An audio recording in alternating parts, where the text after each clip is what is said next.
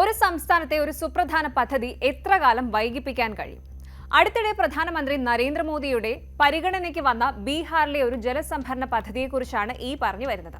ബീഹാറിനെ വിഭജിക്കുന്നതിന് മുൻപ് പ്രഖ്യാപിച്ച 53 വർഷം പിന്നിടുമ്പോഴാണ് ഈ ഒരു പദ്ധതി നടപ്പിലാക്കാൻ കേന്ദ്ര സർക്കാർ മുന്നിട്ടിറങ്ങിയിരിക്കുന്നത്. അങ്ങനെ മോദിജിയുടെ ഇടപെടലിൽ മറ്റൊരു സ്വപ്ന പദ്ധതി കൂടി യാഥാർത്ഥ്യമാകാൻ പോവുകയാണ്. നിലവിൽ ബീഹാറിലും ജാർഖണ്ഡിലുമായി വിഭജിച്ചിരിക്കുന്ന നോർത്ത് കോയൽ റിസർവോയർ പദ്ധതിയാണ് ഇപ്പോൾ ശ്രദ്ധ നേടുന്നത്.